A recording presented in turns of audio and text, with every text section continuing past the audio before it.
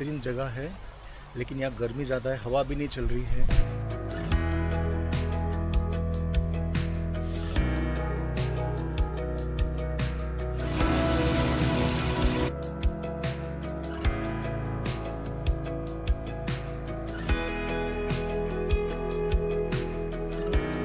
Let's see आज शाम हमारी कहाँ जाती है, हम कहाँ कैंपिंग करते हैं।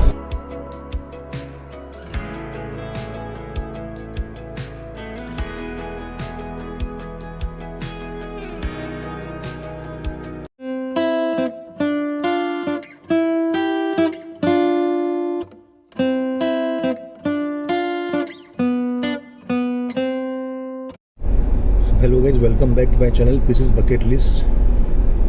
और विंटर के 10 डेज़ के ट्रिप के बाद आज हम 9 महीने बाद निकले हैं मॉनसून 1 वीक टूर के लिए।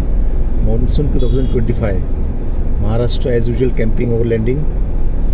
तो मैसेल्फ प्रफुल्ल चोपड़े और एज यूजुअल ड्राइविंग सीट पे हमेशा मेरी वाइफ नम्रता चोपड़े होती है। अभी आपने हर वीडियो में गौर किया होगा कि इस डाउन वाली सीट पे हमेशा मेरी वाइफ रहती है चलाते हुए, और मैं हमेशा यहाँ बैठता हूँ। जो हमारे कैंपर फ्रेंड्स हैं उनको तो ये मेरी प्रॉब्लम के बारे में पता है, मेडिकल प्रॉब्लम है, लेकिन अभी ये लगता है ज़रूरी हो गया है कि मैं कुछ चीज़ें शेयर करूँ। जिनको भी मेरे मेडिकल प्रॉब्लम्स के बारे में जानना होगा तो ये पॉइंट स्किप करके सीधा लास्ट में आ जाइए, क्योंकि ये पॉइंट मैं लास्ट में कवर करता हूँ। अरे हो थम और गाइस ये देखिए, लगभग हम कर्जत में पहुँच चुके हैं।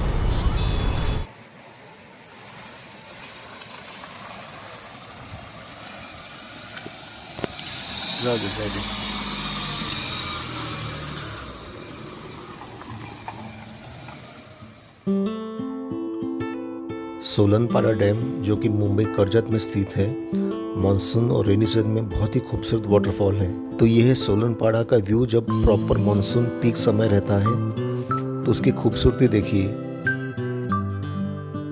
और ये है आज जब बारिश बंद हो चुकी है। खैर गलती हमारी है कि हम लोग मानसून में लगभग 1 महीना लेट पहुंचे हैं आज।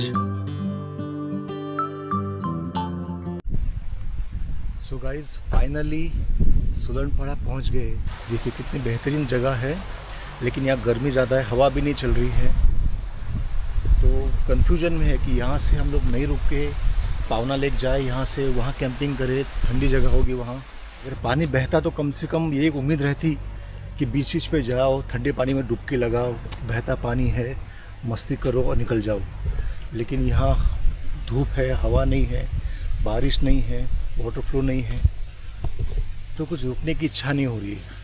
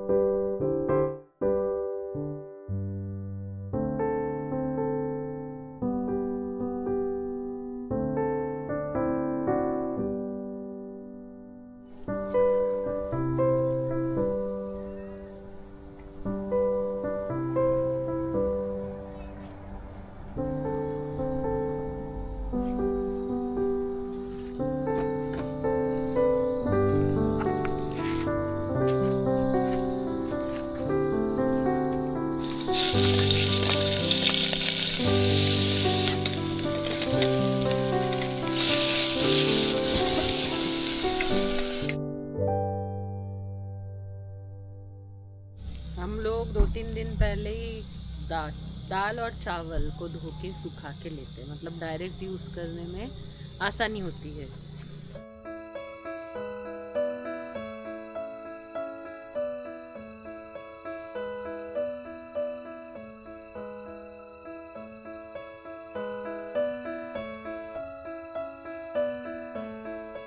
हमारी कैंपिंग लाइफ में शायद पहली बार ऐसा हुआ है कि एक दिन में हमें दोनों कैंप साइट्स बहुत ही ऑर्डरी मिले हैं। खैर सोलनपारा डैम तो हमारी गलती, हम लोग वहाँ बारिश के बाद लेट पहुँचे हैं।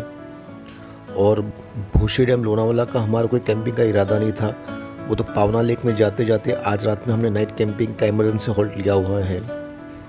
लेकिन एक प्लेजेंट सरप्राइज हमें ये मिला कि मैं खुद भूल गया था कि मैं हमेशा कैंपिंग ट्रिप्स ऑर्गेनाइज करता हूँ तो फुल मून डे पे ही करता हूँ। मैं ये भूल ही चुका था कि आज कोजागिरी पूर्णिमा की रात है। और हम जो हमारा कैंपिंग कॉट लेके आए थे फर्स्ट टाइम, उसकी वजह से इतना बढ़िया एक्सपीरियंस मिला हमें कि बिल्कुल गांव में जैसे हम खाट पे लेट जाते हैं, उसी तरीके से लोनावाला भूशी डैम के कार पार्किंग एरिया में चूमती हुई गुलाबी ठंड के साथ हम लोग 3-4 घंटे तक कोजागिरी पूर्णिमा के चांद को ताक रहे थे और बैकग्राउंड में खूबसूरत गाने सुनते सुनते एंजॉय कर रहे थे। कुछ अद्भुत सुंदर चीजों का अनुभव हम अपने व्यूअर्स तक पहुंचा नहीं सकते हैं, चाहे वो शब्द हो या कैमरा हो। ये उनमें से वो अद्भुत क्षण थे, क्योंकि 20 साल हो गए मुझे मुंबई में रहते हुए। मुझे कभी 5 मिनट टाइम नहीं मिला कि मैं अपने टेरेस पे जाके कोजागिरी पूर्णिमा के चांद को खड़े खड़े बैठे या लेटे लेटे ताक सकूं। और ये अद्भुत चीज़ मुझे आज फ्री में मिल गई।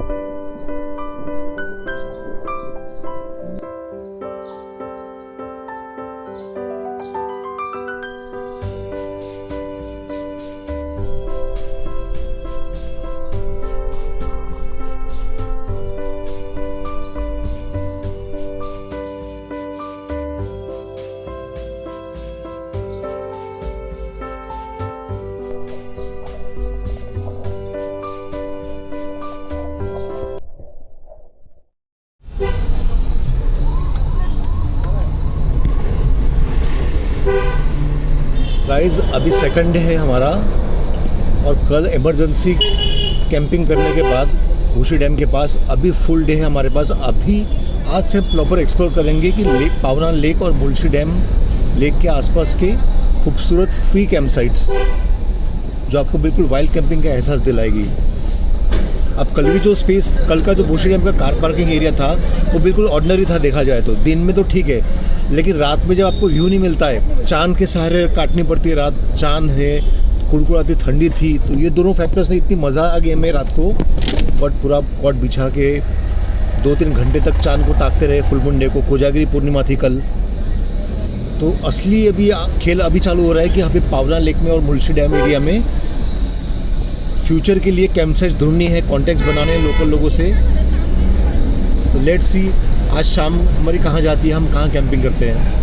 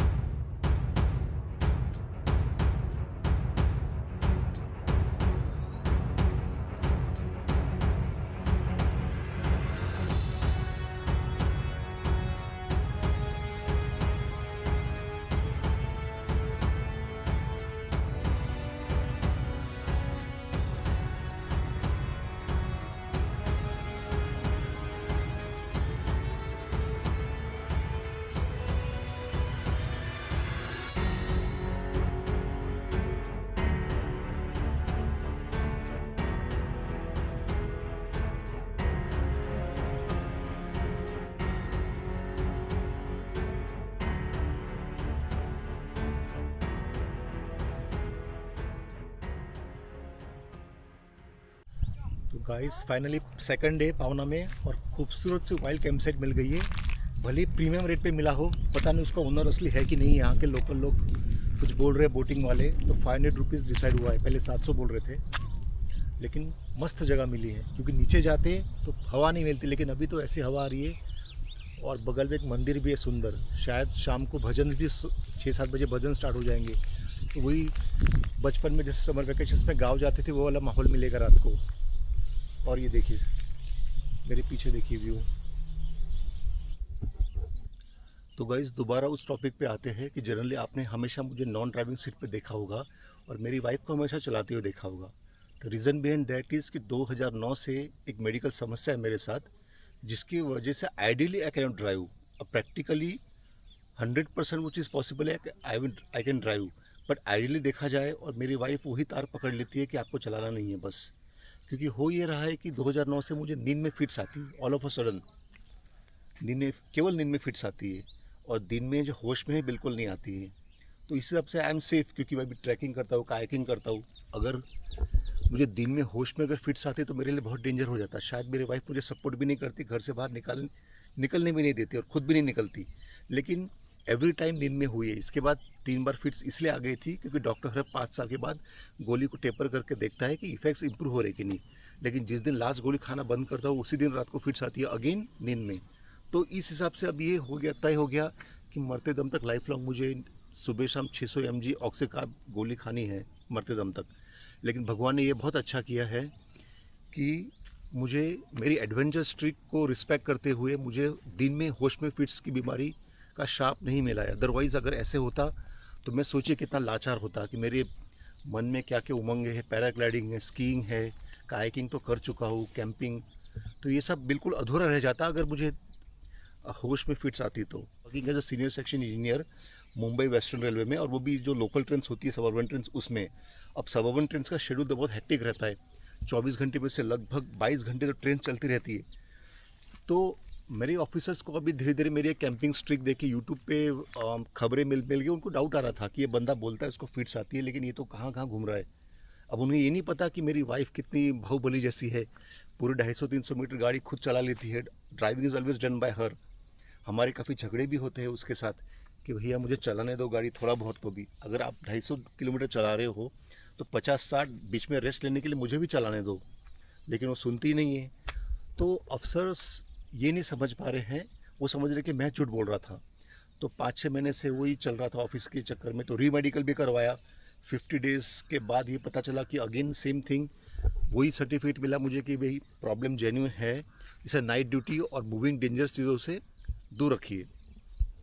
और दूसरी बात ऐसे है कि हम हमारी पर्सनल हॉबीज़ में कुछ भी करें, उसे एडमिनिस्ट्रेशन को कोई दिक्कत नहीं होनी चाहिए। क्योंकि मैं जैसे एडवेंचर्स करता हूँ मेरी पर्सनल लाइफ में, उसी प्रकार से दिन में जो ऑफिस वर्क करता हूँ तो दिन में भी मैं एडवेंचर वाले काम करता हूँ ऑफिस के लिए। कहीं मूविंग ट्रेन पे जाना होगा, कुछ काम करना होगा, ट्रेन के ऊपर चढ़ के इंस्पेक्शन करना होगा, तो ये भी चीज़ें डेंजरस है एक फिट के पेशेंट के हिसाब से। लेकिन चूँकि मुझे दिन में होश में दिन में फिट्स नहीं आती, इसलिए मैं ऑफिस में भी काफ़ी रिस्की काम कर लेता हूँ, और मेरे पर्सनल हॉबीज़ में भी एडवेंचर वाले काम में तो रिस्क है ही। तो मैंने कभी ऐसा डिफ्रेंशिएट नहीं किया था कि जहाँ मेरी हॉबीज़ आती है मैं तो एडवेंचर करूँगा, और जहाँ ऑफिस का काम आता है तो मैं बिल्कुल टेबल जॉब पकड़ के बैठ जाऊँगा। तो मैंने ऐसा कभी किया नहीं, 17 साल तक कर ही रहा था। लेकिन न जाने नए नए अफसर्स आते रहते हैं, हॉबीज़ देख के पता नहीं क्या हो जाता है उनको, और दोबारा रीचेकिंग के लिए भेज देते हैं। और वापस वही हुआ कि डॉक्टर ने बोला कि no, he is unfit for night duties और सेफ एनवायरनमेंट में काम करे। तो इस चक्कर में 5-6 महीने से मुझे छुट्टियाँ नहीं मिल रही थी।